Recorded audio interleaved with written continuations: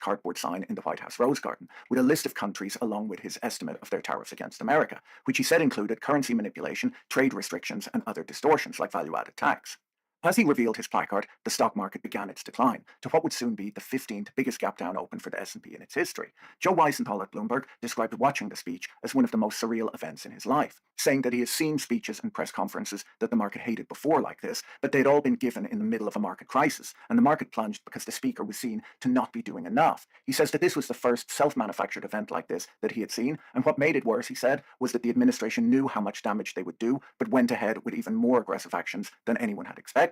To be clear from the start, this is not a political video. I've no interest in covering political topics, but this is likely to be the biggest market event of the year. My goal is just to discuss the ideas behind these tariffs and their economic impact. Both sides of the political aisle in the United States had been moving in a protectionist direction in recent years, and Trump's moves are just more extreme than Biden's were, but neither were taking a free markets approach. During the Liberation Day event, Trump announced new reciprocal tariffs on almost all of America's trading partners. He announced that there would be additional tariffs of 34% on China, 27% on India, 24% on Japan, and 20% on the EU.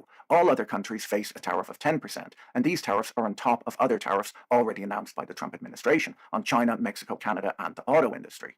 The total tariff rate on China will now be 65%. If the US applies the 25% Venezuelan oil buyers tariff to China, it goes even higher. If there was one bright spot, Canada and Mexico were spared additional tariffs, and the new ones won't be added to industry-specific tariffs like the 25% tariff on cars or the promised tariff on semiconductors.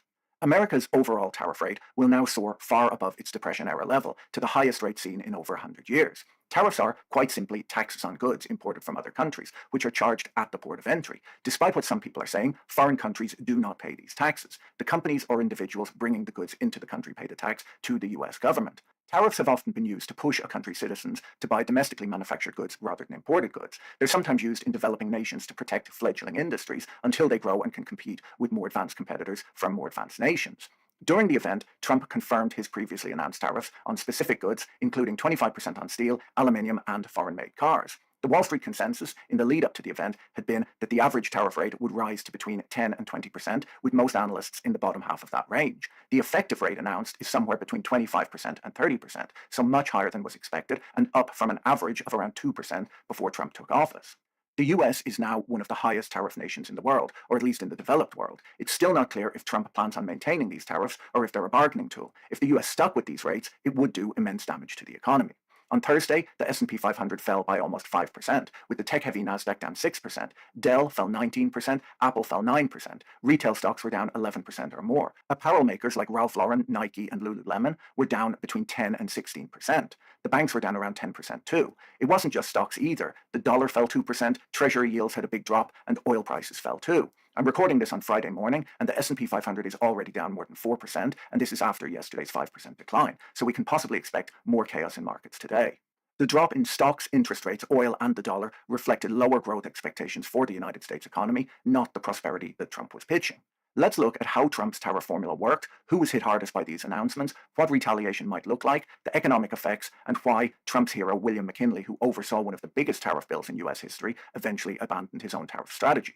Before we dig into that, let me tell you about today's video sponsor, Surfshark. Surfshark's been my VPN of choice for quite some time now. It's an easy-to-use and affordable VPN app for Windows, Mac, Android, iOS, and more. VPN stands for Virtual Private Network, and when you use it, all of your internet traffic goes through a secure tunnel and is encrypted, adding a layer of privacy protection when you use public networks, like at a coffee shop or an airport lounge. Surfshark can help improve your privacy, make it harder to be tracked online, and can bypass internet censorship. Surfshark is not just a great way to protect your data, but you'll also find that if you log into streaming services from different countries, different content is available. With Surfshark, no matter where in the world you are, you get to take the internet from home with you. Surfshark is fast, reliable, and they don't collect or track your data. Surfshark doesn't just protect you, but your whole family too, as they allow unlimited devices on the one account. Go to surfshark.com/boil and use code BOIL at checkout to get 4 extra months of Surfshark VPN. Straight after the White House presentation, the journalist James Sarowicki quickly pointed out that there was something very strange about the supposed tariff rates that foreign countries were charging the United States. The US has a trade agreement with South Korea, he pointed out, so South Korea is not charging a 50% tariff on American goods, nor is Europe charging a 39% tariff. With some quick analysis, he worked out that the administration hadn't done the calculation that they claimed to have done. Instead, for every country, they just took the US trade deficit with that country and divided it by the country's exports to the United States.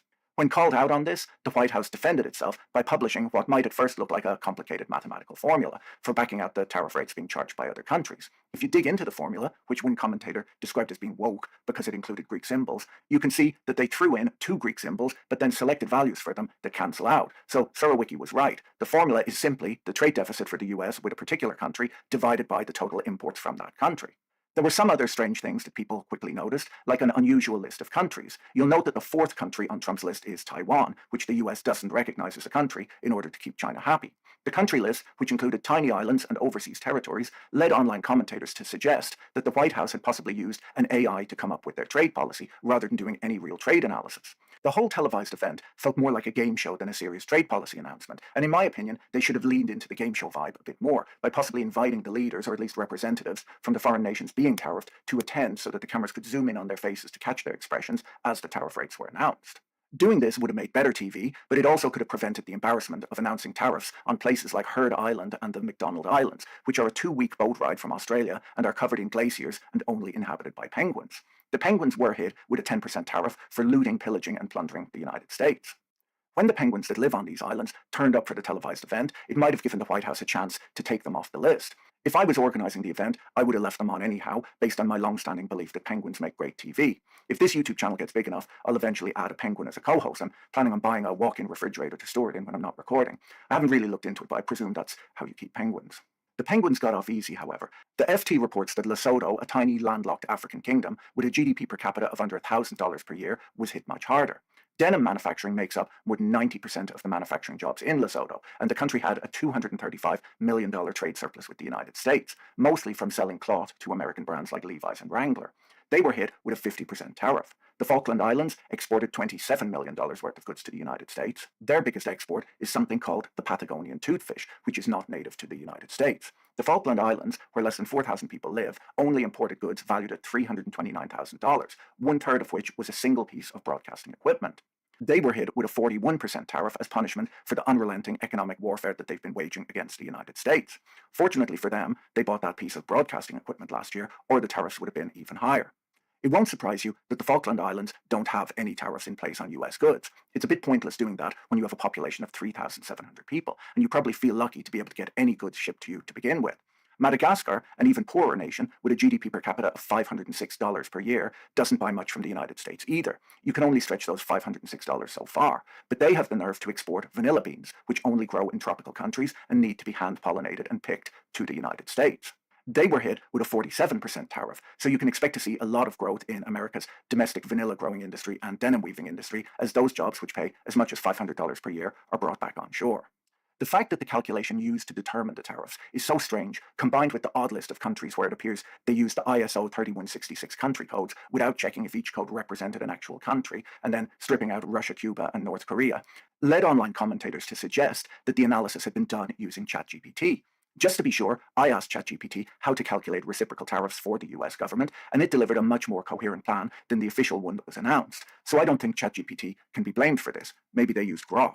One positive takeaway from the announcement was the relatively soft treatment of Canada and Mexico, where a lot of goods that fall under the USMCA agreement were made exempt from the tariffs. This possibly shows that the US learned one of the big lessons of Brexit, which was the importance of trade with a country's nearest neighbours. Countries typically trade most with their neighbouring countries, and when you break those supply chains, they're very difficult to replace. Exempting pharmaceuticals, lumber, copper, semiconductors, and critical minerals was wise too, but something may be coming on that front soon. Look, it's easy to make fun of tariffs on penguins. In fact, I might start an entire second channel to only do that. But we should consider the other side of the argument, which is that while the calculation might seem a bit bizarre and the analysis might look a little bit rushed, the announced trade measures do target China and its neighbouring countries, which are used as transshipping destinations to work around US tariffs on China. At the White House event before announcing his tariffs, Trump listed his grievances and said that he had believed in tariffs as a remedy for trade imbalances for decades. I covered some of this in a prior video, but while the hyperglobalization that began in the 1990s made the world better for most people, blue-collar workers in developed countries lost out when manufacturing work moved abroad to countries where labor was cheap. While global inequality fell, inequality within developed countries grew. As my friend Manoj argued in his book, there was a huge labor supply shock, and laborers in developed countries lost out. On top of all of this, free trade economies began to worry that surplus economies like China, Germany, and Japan were engaging in unfair competition by subsidizing their manufacturing sectors, often at the expense of their household sectors. The suppressed wages in these countries meant that workers produced more goods than they could afford to buy and exported the surplus. This had the effect, according to Pettis and Klein, of passing on the costs of these subsidies to deficit countries like the United States, the UK, India, and France. Western economies began to see it as a problem that China had both the highest manufacturing share of GDP and the lowest consumption share of GDP in the world. By agreeing to absorb China's excess production, deficit economies were allowing their most aggressive trade partner to set their trade policies for them. Trump is right too that countries can hide economic interference with non-tariff distortions, which are hard to spot. They can subsidize exporters by providing cheap energy and low interest rate loans to favored businesses from state-owned energy companies and banks. They can manipulate their currency lower, benefiting exporting businesses at the expense of importing businesses and consumers. They can overinvest in infrastructure like railways, roads, and ports, which helps the business sector at the expense of the household sector too. Repressive labor laws, restrictions on worker mobility, and low penalties for pollution additionally help the manufacturing sector at the expense of the household sector. In China, for example, industrial-zoned land is an order of magnitude cheaper than residential land, and this is another transfer from the household sector to the business sector. When all of these policies are combined, there might be huge transfers from households to businesses, which act as subsidies, while also keeping consumption low so that an entire economy is geared up to export goods without importing anything from the rest of the world. In a closed economy, this would naturally rebalance as businesses would be forced to either raise wages to increase consumption or they would have to reduce production due to a lack of demand. In a globalized trading system, the surplus production can be exported. Running an economy this way isn't necessarily a winning long-term strategy. It can be used to kickstart a dead economy, but in the long run, a good economy is one that exports goods in order to get foreign exchange so that they can buy foreign goods that they either need or desire. The problem for export-driven economies like this is that they usually struggle to rebalance from being export-driven to consuming the goods that they produce. From a free market perspective, countries should be happy to import goods from countries who are subsidizing their production. Milton Friedman described export subsidies as a form of foreign philanthropy. Those who argue for fair trade rather than free trade say that persistent subsidized imports can eventually displace domestic production of often strategically important goods. They worry that these subsidies could bankrupt domestic producers and that this becomes a big problem for strategically important goods like steel, semiconductors, airplanes, and ships. Fair traders will point out how car factories can be retooled to build weapons in time of war, but that you can't do this if neither the factories nor the expertise to run them exist anymore. Trump is arguing that tariffs on America's trading partners are necessary to protect US manufacturing and the American worker at a time when US manufacturing jobs have dropped since their peak in the late 1970s. If you agree, based on that logic, that something needs to be done to rebalance global trade, or even just American trade, and despite all of the disagreements, it would appear that both the right and left in American politics do seem to feel this way, with Trump seeming to believe more in tariffs and Biden more in subsidies, it brings us to the question of why the tariffs are being ramped up so aggressively. And additionally, is it necessary to fight with your closest trading partners, many of whom are in the same position as you, rather than working with them? If the goal was to bring factories back to the United States, most economists argue that a more gradual approach to applying tariffs would work better. Some of the worst hit stocks since the announcement were firms like Apple and Nike. These are very successful American firms who do all of the high value-added design and marketing work in the United States and outsource the less profitable manufacturing work. Apple has been trying to diversify their supply chains in recent years to be less reliant on China, but they can't reasonably move all of their factories back to the United States in the next few months. And so, the tariffs will just push up the price of their products while giving a cost advantage to the Korean-owned Samsung, who get hit with a 25% tariff instead of the 65% or higher tariff that Apple will suffer. And that depends on if the 25% Venezuelan oil buyers tariff is also being applied. According to Morgan Stanley, Apple take the biggest hit in terms of tariffs due to their manufacturing exposure to China. James Scott from King's College London argues that a huge problem with Trump's focus on bringing manufacturing back is that manufacturing has changed a lot in recent decades. He says that the model of manufacturing that underpins Trump's approach hasn't existed for the best part of 40 years, and it's not coming back either. The loss of manufacturing jobs is as much about increased automation as it is about offshoring. 100 years ago, most workers were employed as agricultural labourers, but increased farm productivity driven by mechanisation put an end to that. The same, he argues, has happened in manufacturing, and reversing this trend is no more likely than great swathes of workers returning to working in the fields. Some are arguing that these massive tariffs are simply a negotiation tactic. The Trump-supporting hedge fund manager Bill Ackman tweeted yesterday that sometimes the best strategy in a negotiation is convincing the other side that you're crazy. Treasury Secretary Scott Bessent told Republican House lawmakers the day before the announcement, hopefully not as an April Fool's joke, that the reciprocal tariffs represent a cap of the highest US tariff level that countries will face and could go down if they meet the administration's demands. It's not clear that this is true, as if the plan was to negotiate them down or come up with something that doesn't harm America's largest businesses. The fact that each country is getting a different deal makes it extremely difficult to negotiate one by one with each country in a meaningful way over a few days.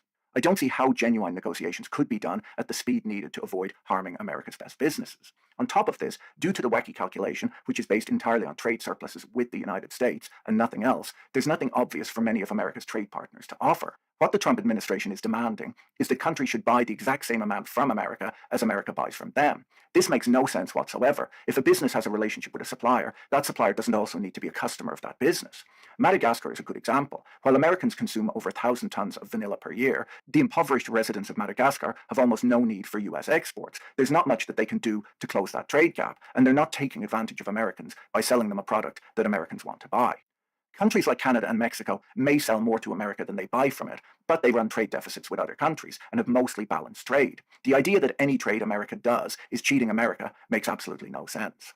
The trade negotiations are further muddled by the fact that Trump claims that they're driven by different factors. The earlier tariffs on China, Mexico, and Canada were placed in part, he claimed, to stop fentanyl from flowing into the United States. If those countries were able to meet Trump's demands on this front, would he then drop the tariffs? It's possible that he simply sees tariffs as a good way to raise revenue, and if that's the case, he wouldn't want to come to an agreement with those countries, as he would need to raise revenue somewhere else then.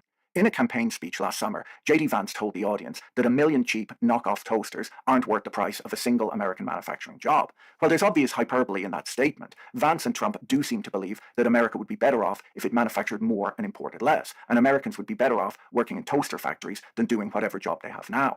Most Americans don't actually want these factory jobs that J.D. Vance is so excited about either. There were 8 million unfilled jobs in the United States as of the last count, according to the Department of Labor, and most Americans would rather buy an affordable imported toaster than have the opportunity to make one. The US economy has been on a run that is the envy of the rest of the world for the last few decades. Almost every other economy in the world stagnated in the wake of the credit crunch, while America led the world in innovation and R&D, not producing toasters. One of the problems with protectionism is that it reduces competition and could damage the US economy if American companies no longer felt the need to innovate. Protectionism is one of the things blamed for destroying the Argentine economy. While Americans might be jealous of Germany's manufacturing output, they may not want to find themselves in the position of the German worker today. I'll put a link in the description to a really interesting interview on the Hidden Forces podcast, where Wolfgang Munchau explained how Germany fell behind the United States 25 years ago by focusing on analog rather than digital goods, entirely missing out on the digital revolution. Other problems with these tariffs is that they'll be extremely difficult to manage. According to the Wall Street Journal, 53% of the cars currently sold in the United States are built in the United States, and the other 47% will be hit with a 25% tariff. Unfortunately, though, it's not that easy, as even the most American of vehicles, like the Ford F-150, are made from thousands of parts that come from over 24 different countries. The individual parts will face the tariffs that have been placed on their countries of origin. For companies to move production to the US would be extremely expensive, and that cost would have to be passed on to consumers too. Checking every product that enters a country will be incredibly resource intensive and could bring trade to a grinding halt. In his press conference, Trump threatened to jail people for 10 years if they tried to claim the wrong tariff rate, but it's not always easy to decide on a product's country of origin. Often, the raw materials come from one country and the goods are assembled in another. William McKinley is Trump's purported inspiration. McKinley called himself a tariff man standing on a tariff platform when he ran for election. But in McKinley's second term, he abandoned that platform and eventually spoke out against tariffs. The reason McKinley implemented tariffs was that after the Civil War, America was collecting more tax than the federal government could spend. McKinley wanted to reduce that revenue, but worried that if he cut tariffs, he would invite a flood of imports and possibly increase the amount of taxes collected. He instead raised the average duty on imports to almost 50% to reduce the amount of foreign goods being brought in, which he then figured would reduce government revenues, solving his problem. He did like the idea that tariffs would protect American manufacturing too, which it did, and while the tariff cut government revenues as expected, it was not well received by Americans, who suffered high inflation. McKinley's Republican Party lost its majority in the House during the next election. In his second term, McKinley advocated cutting tariffs as they were no longer needed for revenue or protection, and cutting them, he said, would encourage America's trade partners to reciprocate, opening up global markets for American goods. He never got to implement that plan, though, as the day after he gave that speech, he was assassinated and Teddy Roosevelt became president. It's very difficult to know how Trump's tariff plan will work out, as we don't really know what the plan even is. If it's a negotiating strategy, it might not be a great one. Since Trump took office and has been announcing and cancelling tariffs, both consumer and business confidence have been in decline. When consumers are worried, they spend less, slowing the economy. And when businesses don't know what to expect next, they take a wait-and-see approach and don't make any big investments, which can hit growth. A lot depends on how America's trade partners respond. This morning, China announced duties of 34% on all US imports, moving the world closer to a full-blown trade war. The FT reports that European leaders are worried that China will divert exports from America to Europe, meaning that they'll have to erect trade barriers too to defend their markets. If you found this video interesting, you should watch this one next. Don't forget to check out our sponsor Surfshark using the link in the description. See you in the next video. Bye.